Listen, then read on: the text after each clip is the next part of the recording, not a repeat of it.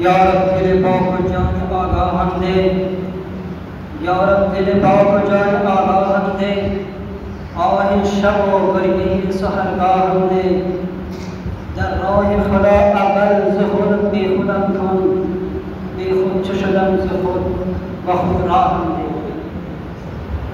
السلام علیکم و رحمت الله و برکاته. اساتذه محترم و شما شاگردان عزیز،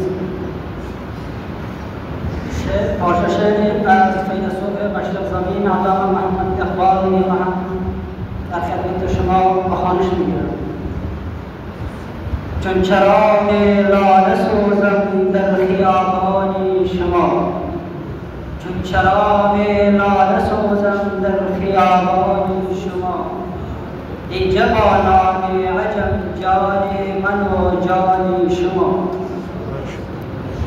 متحازد در زمین زندگی اندیشه ام، متحازد در زمین زندگی اندیشه ام.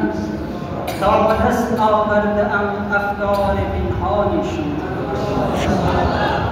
مهر من دیدم نگاهم بر در از پروین گذشت، مهر من دیدم نگاهم بر در از پروین گذشت. ریختم طرح حرم در کافرستان شد،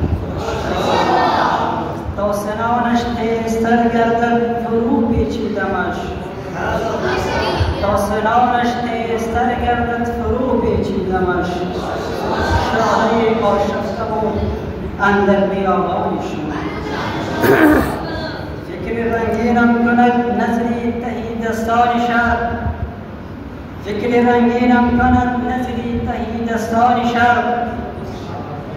پاره لعلی که دارم از بدخشان شما.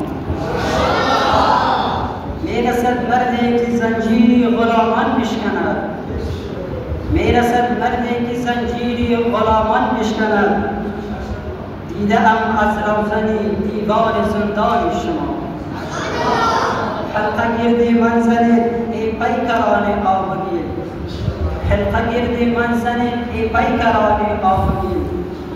آتش در سینه دارم از نیاکان شما. ماشاءالله.